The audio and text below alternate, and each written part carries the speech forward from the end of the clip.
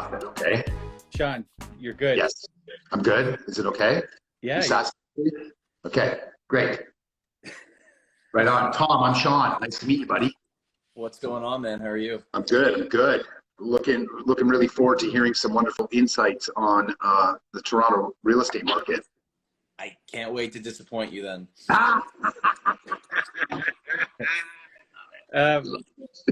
Yeah, it occurred to me last night that you guys, not only have you never met, you may not even know about each other, period. No, not really. So I thought I'd do a 7-second intro. Okay. So Tom, leader of the Storey team, downtown Toronto, right? Like you're in there. Primarily, yeah. And you've been in this business 7 years? This is year 8. 8? Yeah. And I won't go through it here, but Tom's got a great story as far as how he got into business and what he's built. And if you haven't seen him, you know, you're on major media all the time talking about the Toronto market and things in general. Does a lot of speaking and training. Actually, I had an agent local reach out to me who took your video course. Oh, nice. Which is nice. cool. Yeah, I don't know if he's here today or not. And then Tom and I know each other through the Richard Robbins Network, which is, for those that don't know, it's sort of you could call it a community of forward-thinking, progressive.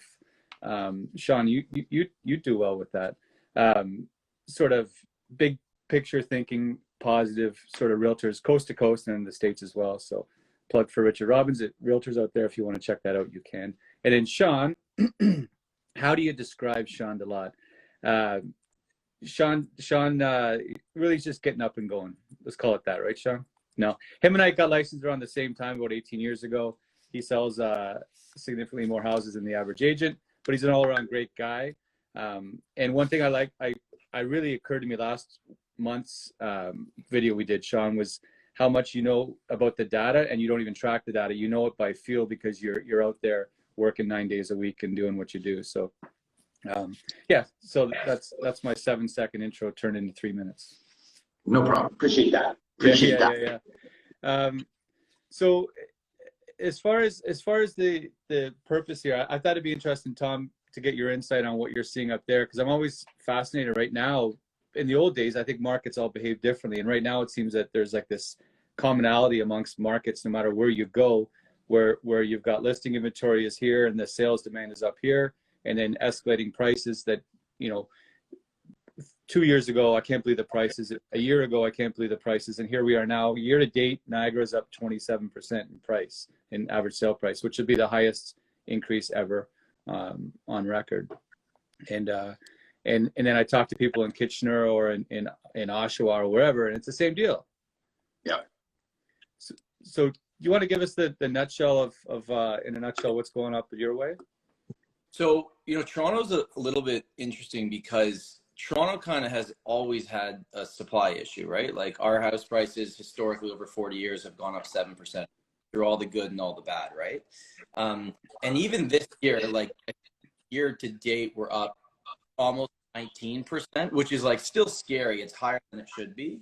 But Toronto's doing what it always does. It's up 7 to 12% this year, a bit higher, but it's not gone like as crazy as markets. So when I look like what's happening here and I say, okay, it used to be if I was an investor, I would say, okay, I'm buying in Toronto for appreciation, but the cash flow doesn't exist. And the conversation we used to have with clients was, okay, well, how far do you have to drive to qualify for what you actually want? And now, it's like, at what point are you turning the car back, being like, it's not cheaper out here, we're going back to the city. So obviously, you're still getting less for your money in Toronto. We have a supply issue. Obviously, everywhere does. North America does. But the big thing that I've been tracking this year is currently right now, the average condo is $1 million less than the average detached house. $1 million. Wow. Pre-pandemic, 700,000, which is still a lot of money. But condos had a bad year in 2020. They dropped 8 to 12% depending on where you were.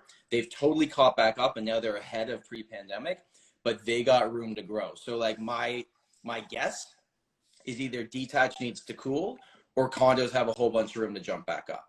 And specifically condos under $1 million last month, in terms of everything that sold in the GTA, condo and condo townhouses represented 70% of the inventory that sold. Wow. So it's like if you're under $1 million, you're buying a condo. So, quick question for you, Tom.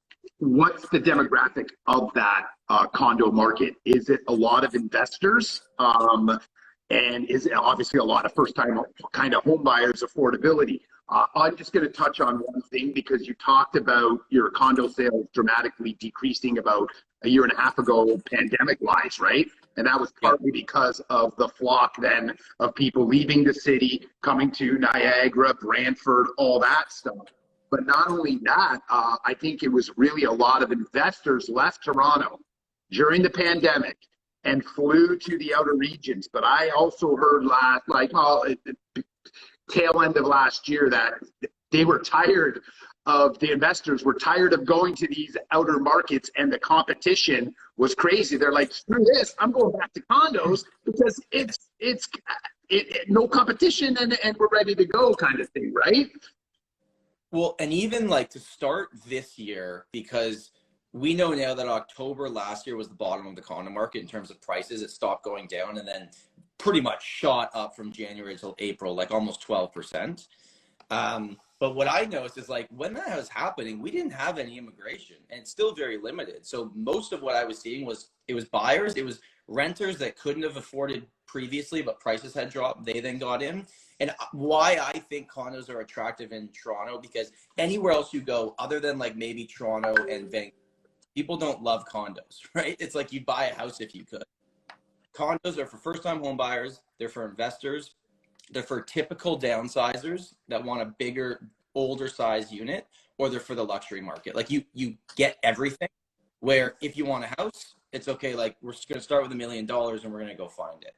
So yeah, it's spread out, but it is for everybody. But a lot of condos, I think actually last month, like 80% of condo sales happen between $500,000 and $750,000. So like that's what you can get. And if you're a young professional making 80 to 100 or combined over 100, your multiplier is 4 to 5 times for what your mortgage is going to be. That's what you can afford.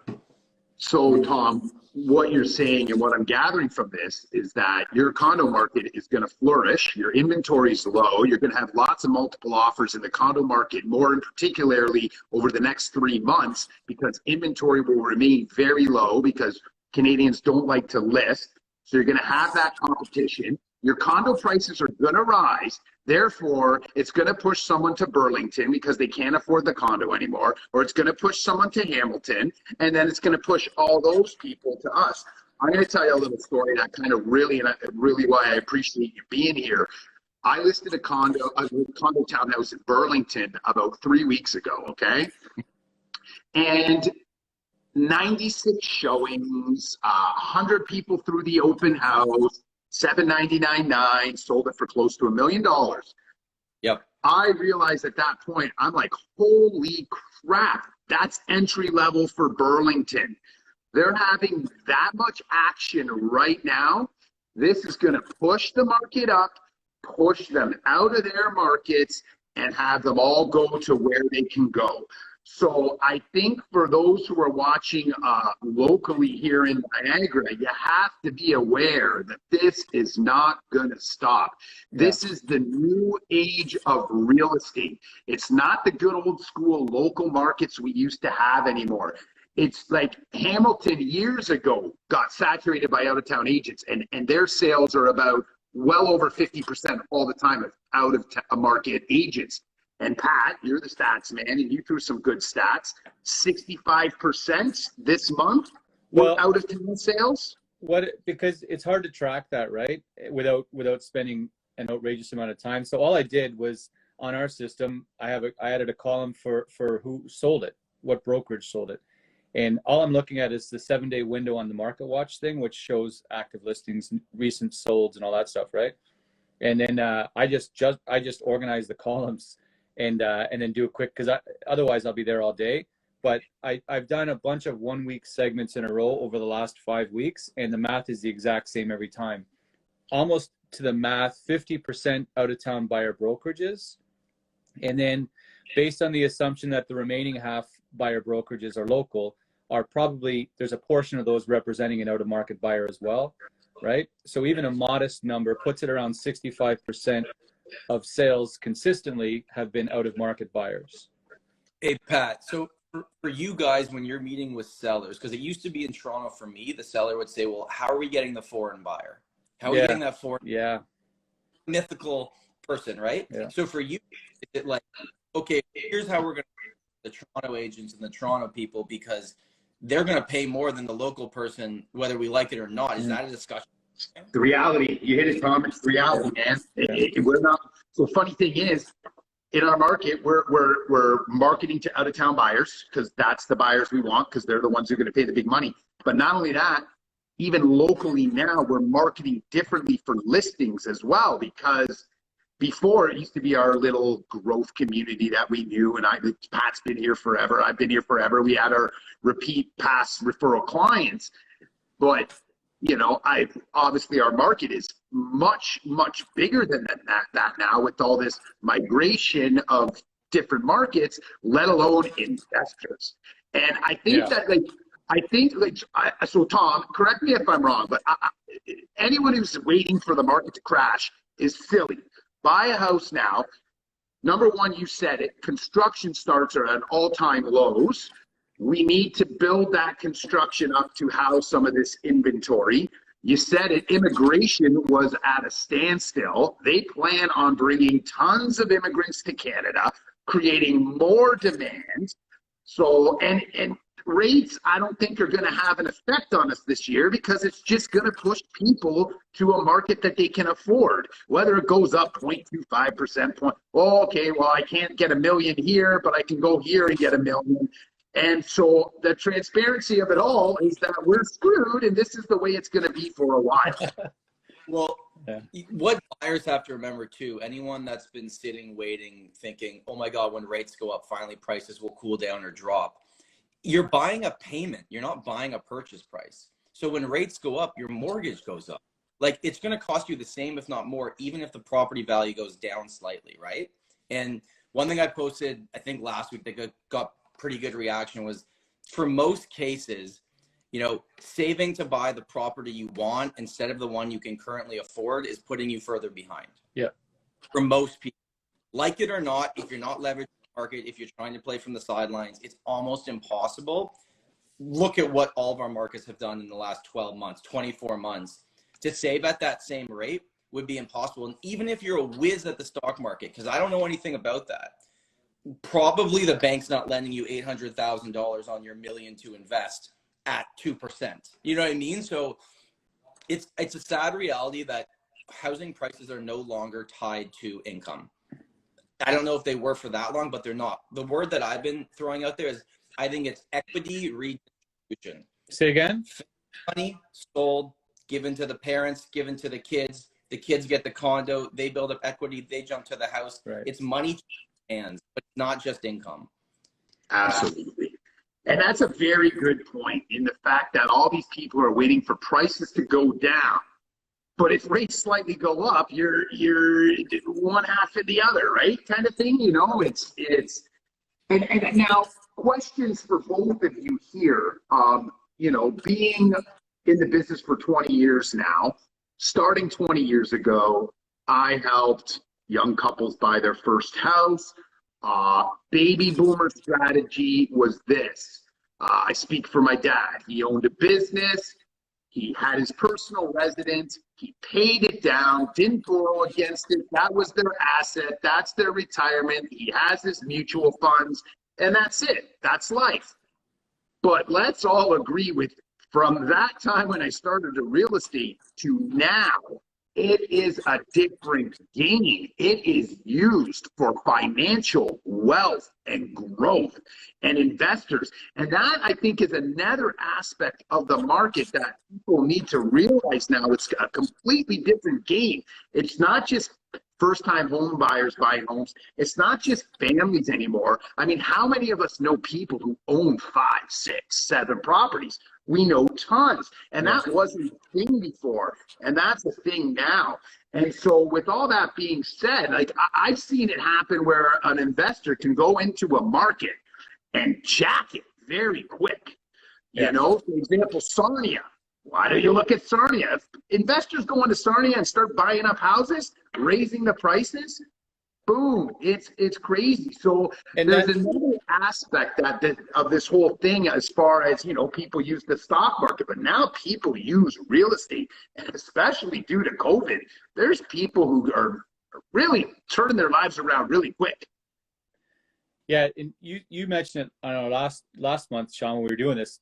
Not people having a second house as an investment property, but having a fifth and a sixth and a seventh.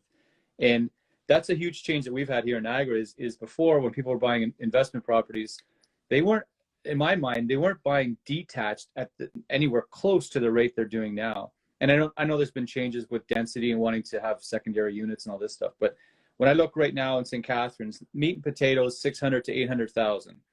You could argue that's meat and potatoes. There's only 28 houses for sale right now in the entire city. And more than half of those have offers in the next 96 hours. So, and then when you take that 28 detached houses that are for sale, how many of them have a investor trying to buy it, right? So for Joe Schmo, or like you said, Sean, we used to show houses in areas now where they can't even touch to new home buyers and say, do you like this one, this one, this one? Don't worry, take 3 days, go to Swiss Chalet. You got tons of time. Oh my God. And now I'm trying to talk, Tom, I feel like I should send you royalty checks for, it's probably my most used, it's not even a line, it's a fact, is you, as a first-time home buyer, you may not like your first home, but you're going to love it in 5 years when you go to the next one. And that is so 100% true. So you're going to love that equity you build in that home you don't like, so you can get the house you like. That's the bottom line. Right. Because last time, unless you have a free rent situation going on, but if you're paying rent, if you do the math on like our annual appreciation in Niagara for the last 20 years has averaged about 5%. So even at 5%, let alone 27%, but even at 5%, multiply that over 5 years against rent, market appreciation, principal pay down, and all that stuff, your financial positions is in the hundreds of thousands of dollars in difference, right? And so Sean, going back to what you're saying, the change in 20 years is the biggest thing I see is how do I, whether I'm an 80-year-old couple living in my multi-level that I can't get to my laundry room comfortably anymore, or I'm a first-time buyer, or I'm a couple with one extra, they had surprise twins and they need to get to the bigger house. That the challenge I see with local people is because the rules of the game have changed so much, is I don't even know how to get from here to here. And that's one of the biggest roles a realtor is going to have, I think, now, when things have changed so much, is helping somebody figure out how am I going to possibly get from here to here? How do the numbers work? How do the timelines work? Do I sell? Do I buy? All that stuff, right? Well, I think you're going to see some drastic changes in the sense that you're going to start seeing, for us, Pat, you're going to see friends start buying houses with friends. You're going to see a buddy and a buddy team up together, or dad joins in, says, hey, son, let's go in on this house. You're going to see a lot of that going on. I think that should be really pushed. I actually helped a few people this year. I had a gentleman call me up. You got to help my son buy a house. He's got $250,000. I'm like, oh boy, so that ship has sailed. And then he's like, well, his cousin wants to buy a house too. He's approved up to $350,000. I said, how about we put both their income together and get them a house? And they did, and it's phenomenal. And they've already made money, and they're loving it and laughing it, and they're already talking about another house. So there is options like that we have to start getting creative to help people. But not only that, for our market, Pat, more importantly, is there's no there's compromise. If you're looking for the perfect house, it ain't happening.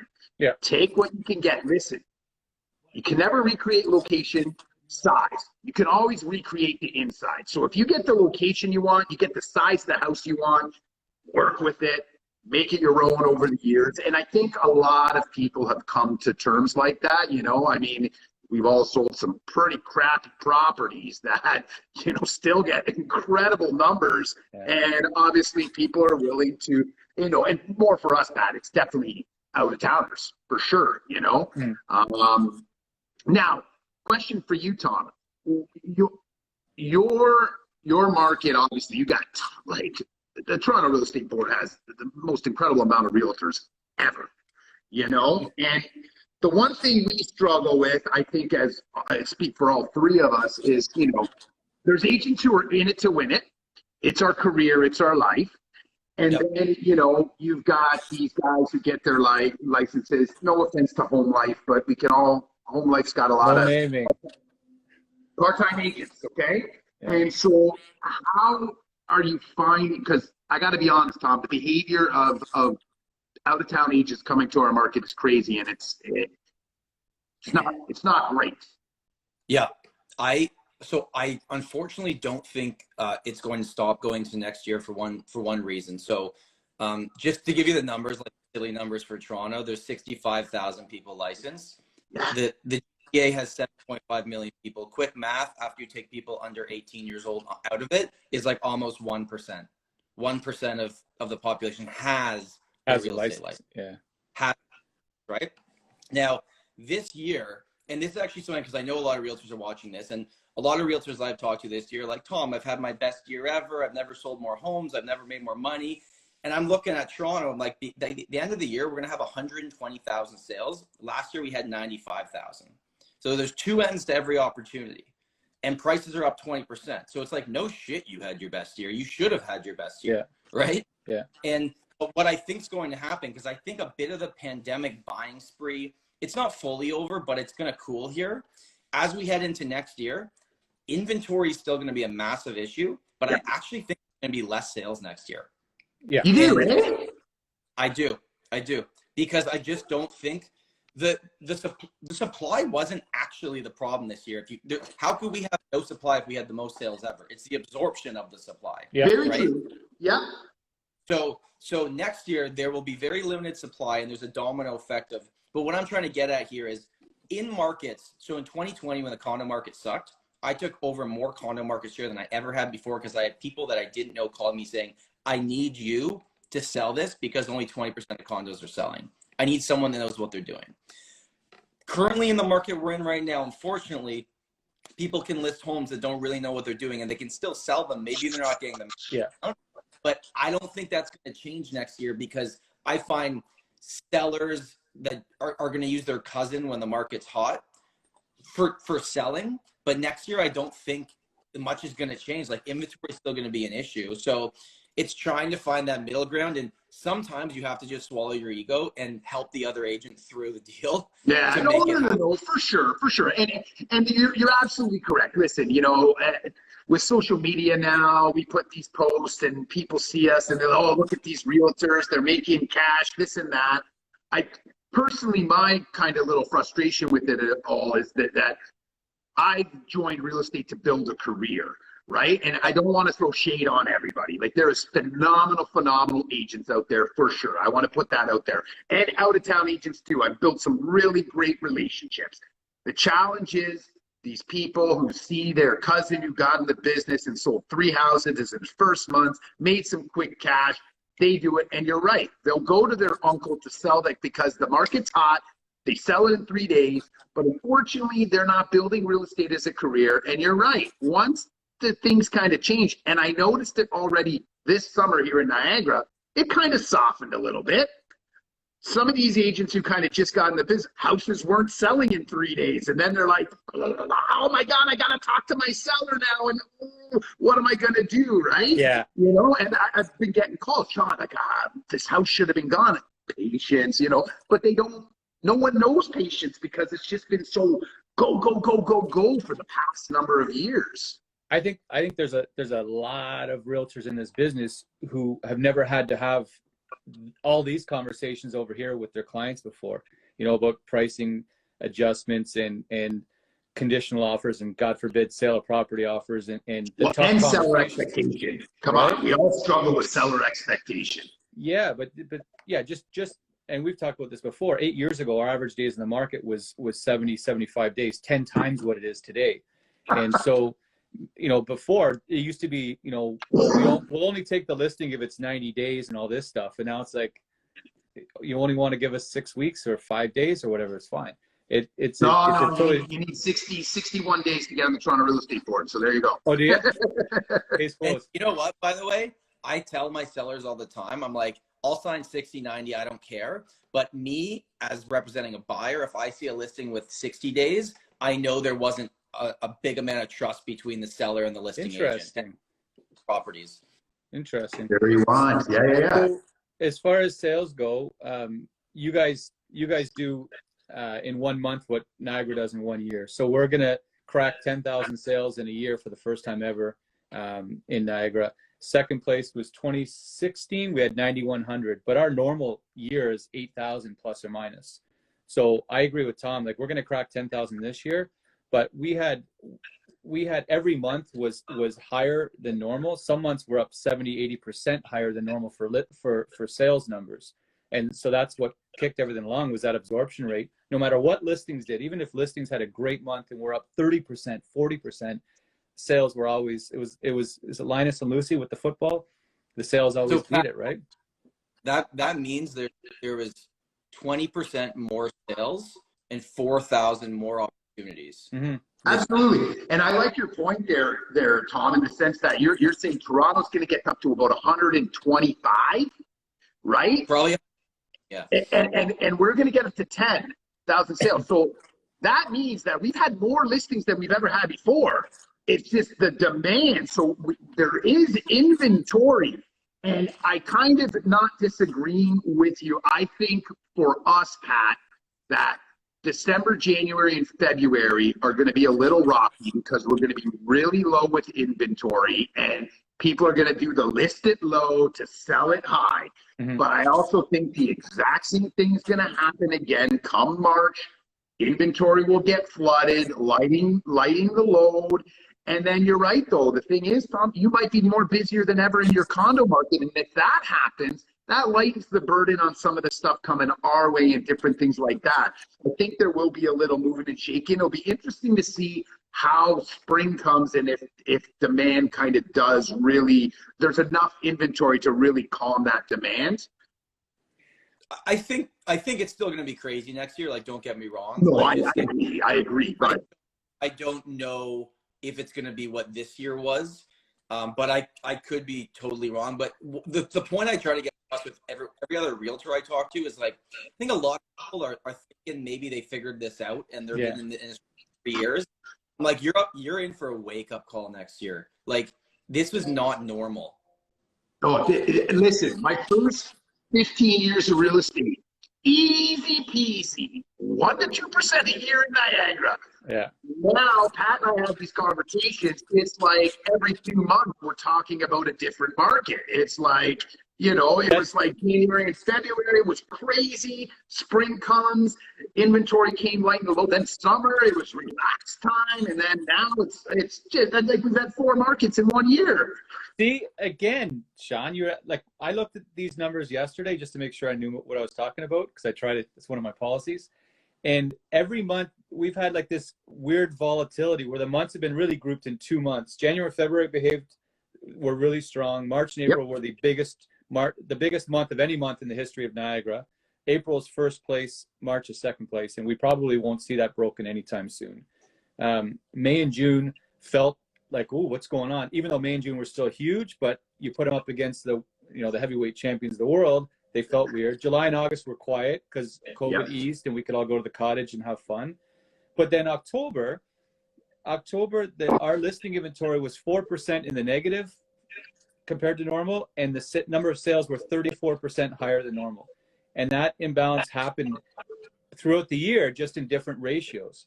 But this is now our 6th month in a row where the listing inventory has been significantly average or a bit under, but sales keep outpacing it. So until that equation changes, nothing's going to change. And November is going to be the same. Yep.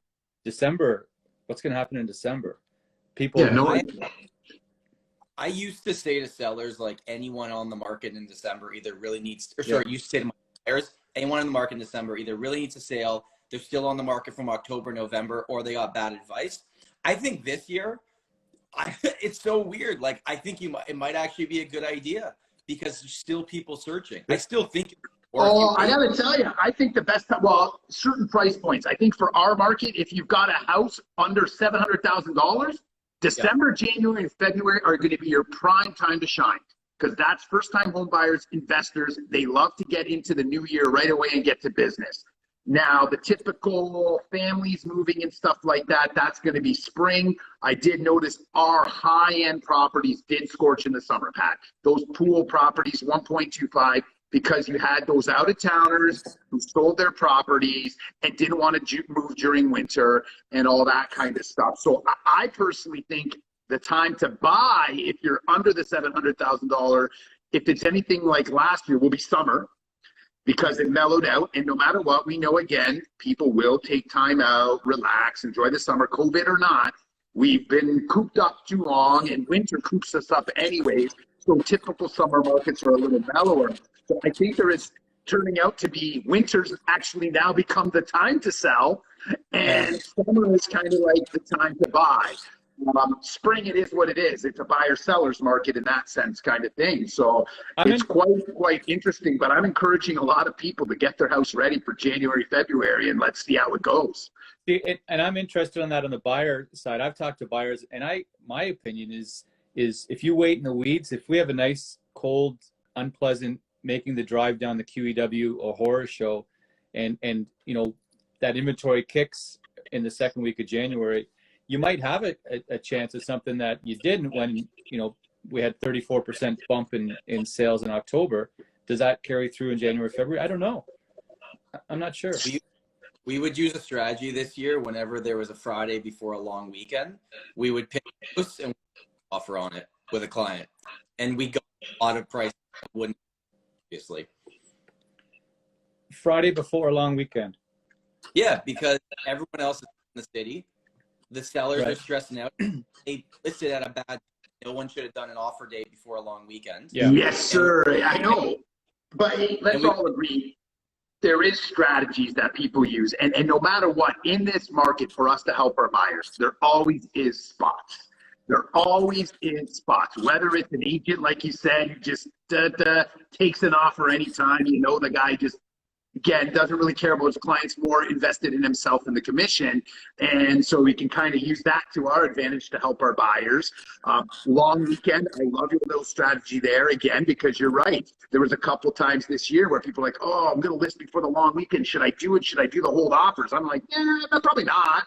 But, you know, and so there is opportunities for sure. But it's a wild one. This is crazy. 20 years, Pat. When I got into real estate, like, buddy, we were selling houses for $75,000. Yeah. And that was back, you're right, back when we would have an annual average increase from 221 to 225 or something like that. Oh, it was peanuts every year, like 2%, 2%. Yeah. Yeah. You know what? I'll share just like a quick buying strategy in these crazy markets that's worked pretty well for us. Is 90% of buyers are going to do the same thing. They're going to get on the property search or have their apps, and they're going to see the new listing, 0 days on market, and there's going to be an offer date, and you're going to play the game, and then you either win or you lose. Right? If you want to buy in a specific area, us as realtors can tell you, okay, the 3-month average in that area for the properties that actually sell is 12 days on market or 6 days on market or whatever the day is, right? So we know all this over here is going to have, you know, all these offers and they're playing the game. But the property with iPhone 4 potato photos with that's been on the market for 22 days, don't dismiss it. Let's go see it. Yeah. Because I hesitate to ever use the word deal, because it's like, but there are opportunities that exist. There's sometimes a diamond in the rough that everyone else isn't even paying attention. Agreed. And that was one thing as well, is, listen, especially I noticed in summer, because it gets a little weird, the market changes, so then the hold offers kind of stops because you're nervous your seller might not get the anticipated number, so you try to kind of price it right to the 48-hour irrevocable, or sellers started to stretch the moon. Well, guess what? That sellers who stretch in the moon, buy that house, because the market will catch up to his price within 2-3 months. So buy that guy's house. He probably, you know, and the thing is, and Pat and I talked about this, and this is the problem too, Tom, is what we do to buyers with the strategies that we're doing and the false expectation we're providing them on the MLS with prices and this and that. And I ran into it this summer where we priced the house normal.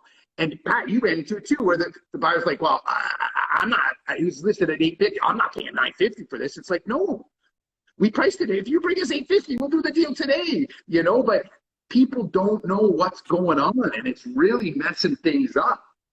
Yeah, we've almost messed up their whole mindset where if they see something priced correctly, they're like, what's wrong with this? Absolutely. Yeah. And we're finding almost that the out-of-towners are conditioned to the multiple offers. They're conditioned. They will come down. They don't care. They compete, and it's just a matter of the good old, did they lose the deal 5 times and then they just come around and pay? Or, you know, it's the same thing for all of us. We get that. You want to get those 1 or 2 buyers who just really want and need a property the most. But I really do find the out-of-towners are just conditioned. They won't go to the house that doesn't have the hold offers. They'll go to the house that has the hold offers and say, let's go. Yeah. And you know what's interesting is, so it's gotten to a point where it's like when they see these properties that have an offer date or don't have an offer date, they're just like, they don't know where to go. And sometimes they'll miss on a house that then sells for what they would have paid, right? Like, it's completely flipped the whole mindset. So it's brutal. And then especially too, I got buddies who are like, oh, look at it right away. Preemptives? Will they look at preemptives? Like, let's go. Like, and you know, and then if they say no preemptives, but if it doesn't say anything, then you kind of jam them, and it's just a whole wacky, wild thing. And I think that's a really important, rewind the tape a bit for people that are watching that aren't realtors. Here's what we deal with is we list a place for $695 because that's roughly where the market value shows. We get 2 things happen. We get people who look at it and automatically assume it's going to sell for $795, and they say, well, that thing needs too much work for $800,000. And right away it's like, hold on, who said anything about $800,000, right?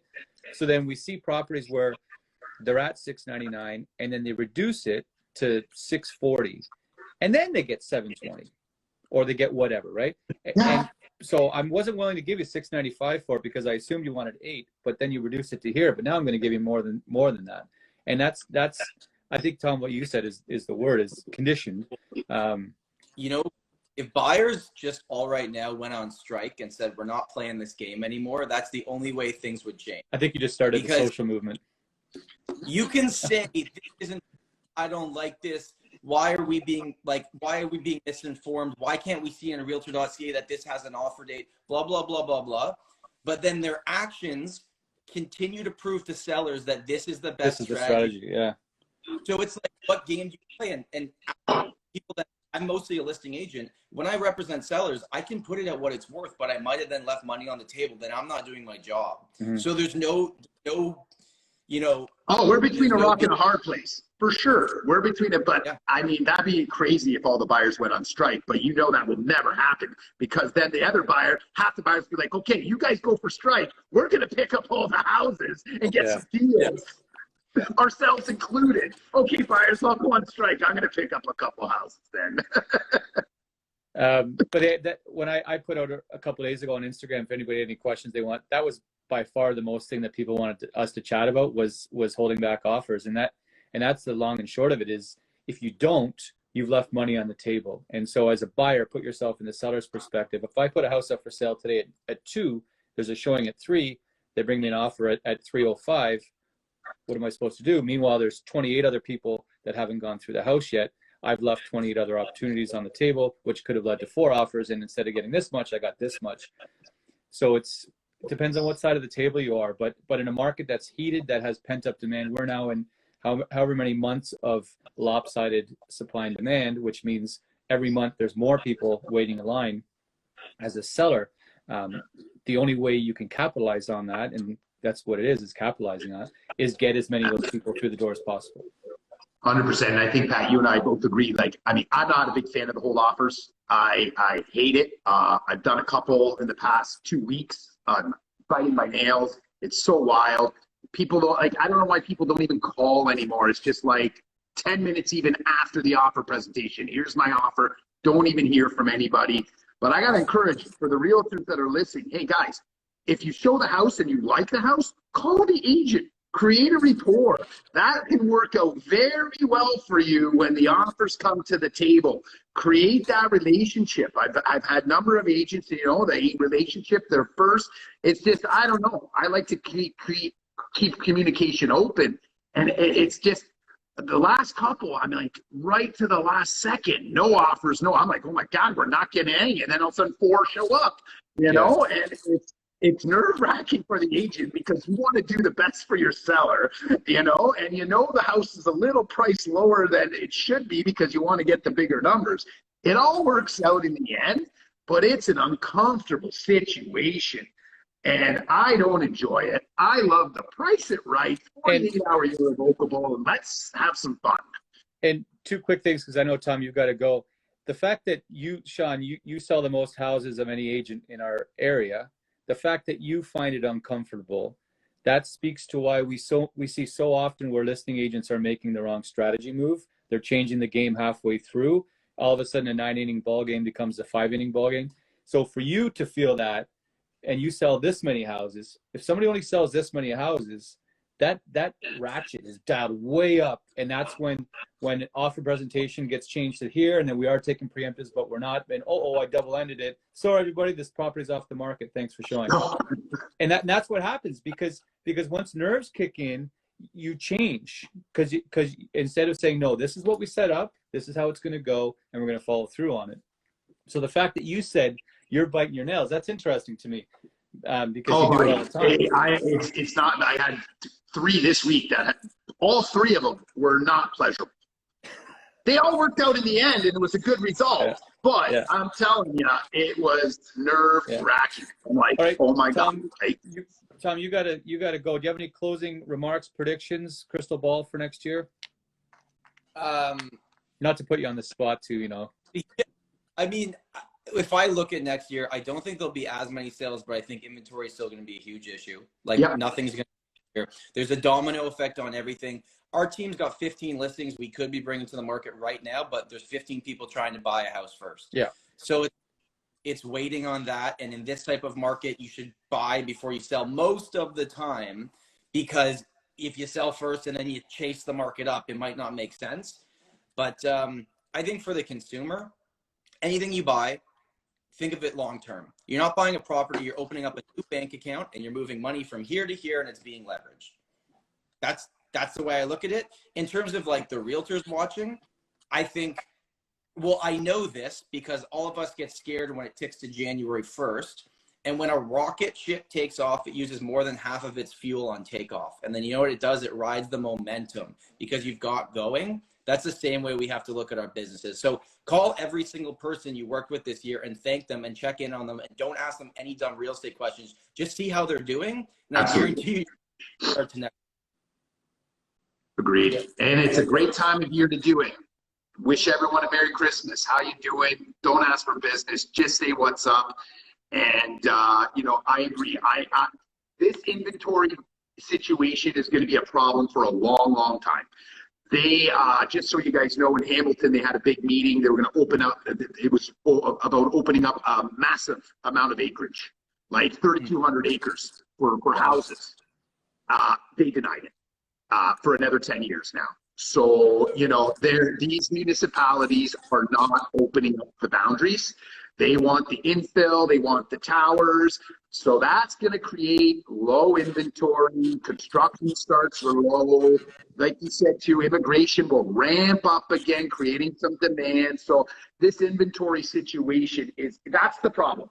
We are in an inventory crisis of homes due to our growth. But on another note, don't be surprised when the 29-year-old guy calls me and says, hey, Sean, you know what? Do you know an agent out in Alberta? Hey, do you know an agent out in Nova Scotia?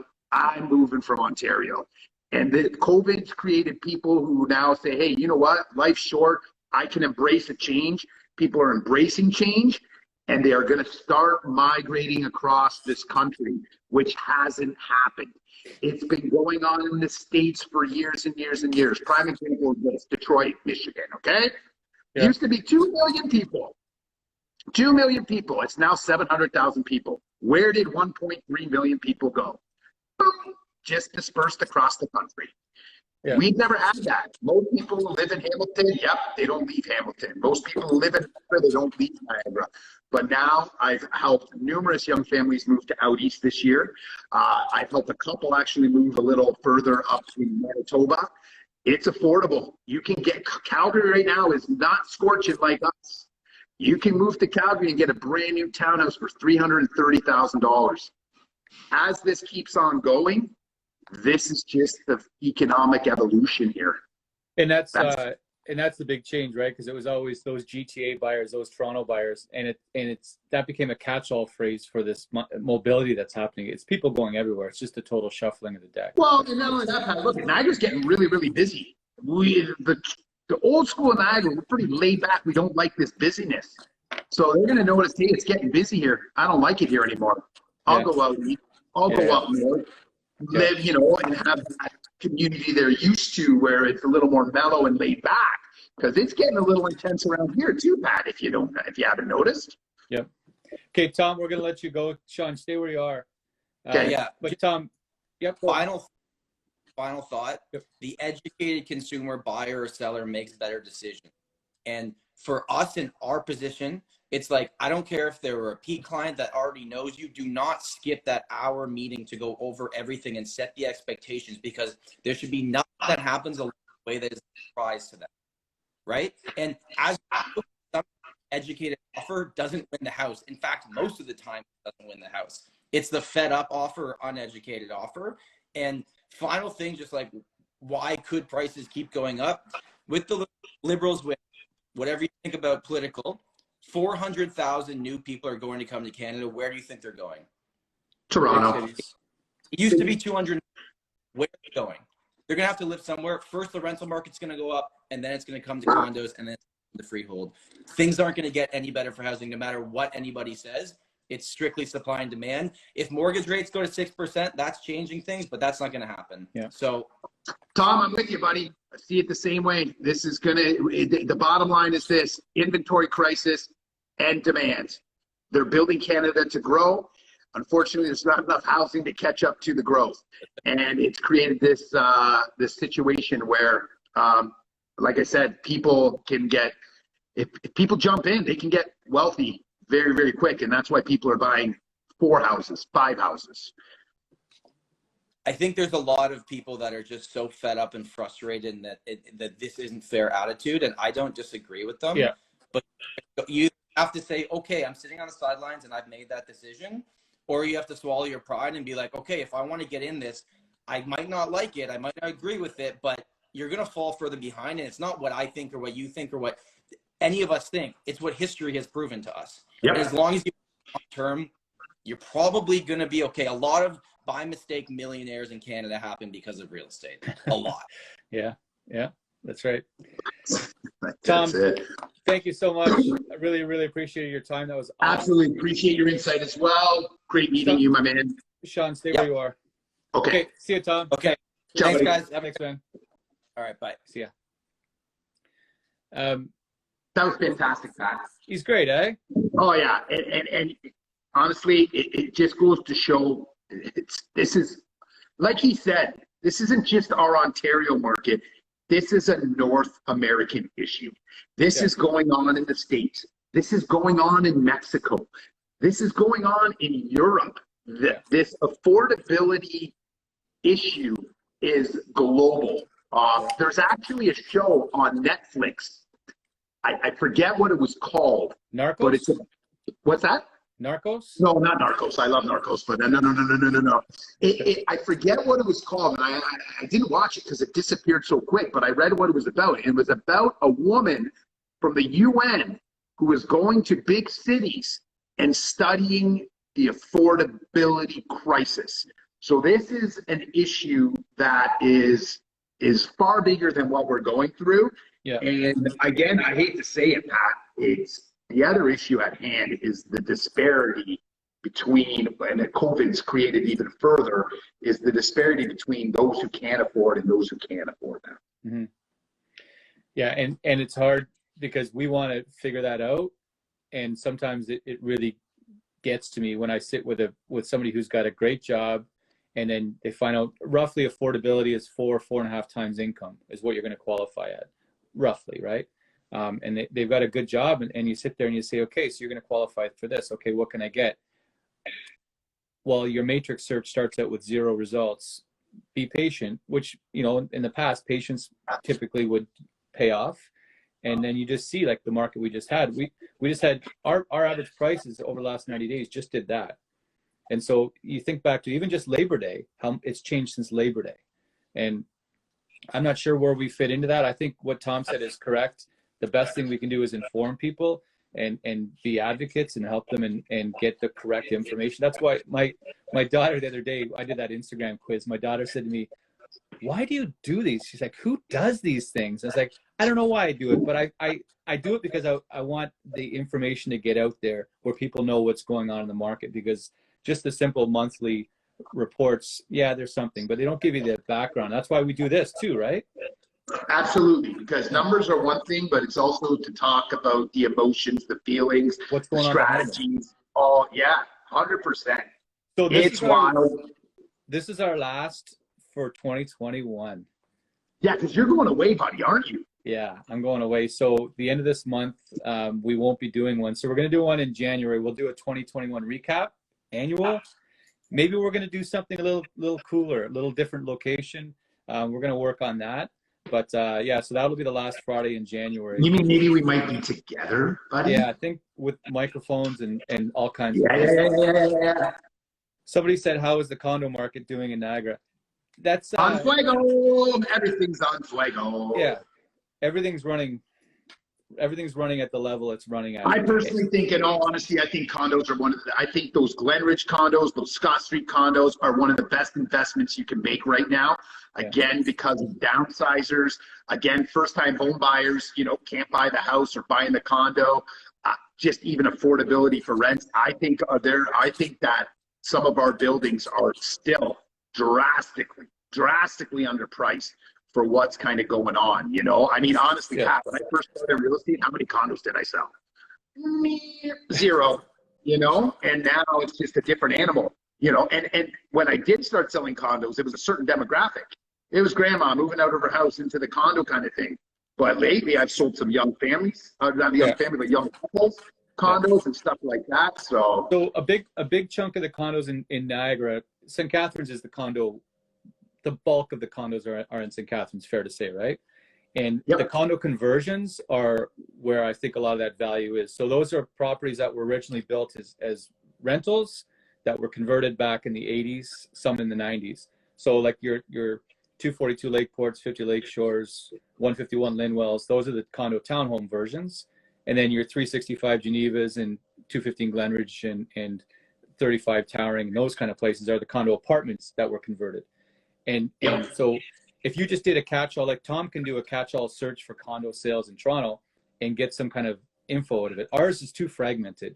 So you really got to separate those, because you look at the new condo townhouses that are the bungalows that are selling for $8 to $1 million. How does that relate to 50 Lakeshore? It doesn't, right? But I think there's great value for people that want to get in the market into those condo conversion properties. Where agreed, right? And you know, you can't use the income from a roommate to qualify, but you can certainly use it to make your life easier. And so you buy one of those, and you have a friend brings you in $6,000 a year to offset your condo fee and your property taxes. Boom, gone, free. Your friend's paying for them, and you do that for 5 years. Look at the annual appreciation valuations of those against the overall market, and there's enormous value in those. And you hit the nail on the head there too, Pat, is the fact that, you know what, us as realtors, you know, and Tom said it, keep everyone informed, but it's also for us to get creative. There is ways that people can get ownership. Like you said, that someone buying the condo themselves can qualify for it, but our nerves are a little racking because it's really tight. Yeah, throw the buddy in the other room, $400, makes it much easier, covers everything. And like I said, buddies buying it with buddies. I got sisters who are looking for a property together, you know, that they want to buy something together. There is definite opportunity to get creative and stuff, and that's just the way it's going to go, because wait till we get the 60-year amortizations back. Jesus, Murphy. And That's another conversation for another day. The other thing I've heard from younger people is there's sort of like a reluctance to have a parent co-sign. My parents co-signed on my first house. I didn't even think twice about it. Too, man. Go ahead and take the co-sign. It's all good. Parents are sometimes reluctant as well, but yes, do the co-sign. Parents help the people out. Yeah. It's all good. You're only going to win. That's the creative way to get from here to there. Figure it out, right? And but it ain't easy, and it's never been more difficult. But I think our roles and what we do day to day has shifted, right? And part of that is being creative and somebody who's full time like you are, pedal to the metal. You find an agent who's involved day to day and full time and everything else. They're going to be able to find you. This isn't a sales pitch for you or either. Like you said, there's a lot of phenomenal agents out there, right? So it's a matter of finding somebody who can map out. Okay, you're here. You want to get here. Here's how we're going to do it. Here's how long it's going to take. Here's what we got to do. And that's the only way. And like I said, the truth is, there is patience involved. There is patience. Like, for example, I just want to bring out like this year as an example. I was getting calls during January and February, Pat, for people who wanted to go buy a house, and I told them, "Best of luck to you. Call me in March. I'm not going out with you right now," because people were paying obscene amounts of money. And I said, we have two options here. Come March, inventory's going to come, lightening the burden a little bit, or it's just going to maintain the same, and then you have to jump in with the craziness. Well, for those who did wait into April, May, and June, guess what? You couldn't get a house for under $500,000 in February. Mm-hmm. So during those months, you could get a house under 500. So there is patience, there is things, there's little holes, oddities in the market. So rely on your realtor, but be patient. Now, I did notice someone did ask about multifamilies real quick in our Niagara market. Multifamilies are hot. Depending where they're priced, can be very competitive, but there are some opportunities. I've seen some non-competition, but they do go quick. Multifamilies priced right, they're going quick. It's a hot market here. Everything's hot. And it helps when they're legitimate too. They're not a duplex. Right? That's it. And then the other challenges are the low rents that most people have right now when they're selling and stuff like that. So where are you going, Patrick? Where are you going, buddy? Well, my wife is from England, and we haven't been over there as everybody hasn't been anywhere. So we're going for Christmas with her entire family. It's gonna be special. It's gonna be great. Nice. Good for you, buddy. Good for you. Well, you enjoy that, man. And we will connect next year, and let's see how it all rolls out, my friend. Yeah, it's okay. I'll give you my quick prediction. You give yours, and then we'll wrap up. So I think we're gonna see November behave similar to October, where listing inventory is gonna be a little bit better this month than last. But that same ratio between listings and sales is going to exist the same. December is going to be just overall sleepy. And then I think when we get into January, we won't see the inventory bump like we saw this year, because January, February this year was intense, which we can agree, right? Yep. And then, like you said, March was the highest. March, the number of new listings absolutely exploded in March of last year. I think we'll see a similar version of that, but not. Instead of it being up here, I think it's going to be here, which is okay, right? Because I don't anticipate us seeing the number of sales ramp up to the levels that we had last year, because it absolutely destroyed historical levels for any month in the history of any market. So I think we're going to see just sort of like 2021 light, L-I-T-E, if you know what I'm saying. But because those same ratios are going to hold, I think we're going to see pricing bounce around where it is right now until we get into the March, April market. I agree. Yep. I think January, February, there's going to be some opportunities for people to do the listed low and price it high and get some big numbers, but that will last not long. Come March, April, you'll get to the price it right strategy, 48-hour irrevocables. And I find it very interesting. I am not sure that I feel the same way. I think we are going to get hit pretty hard with demand this year, just due to what Tom was talking about, the condo market in Toronto. It's going to get very competitive.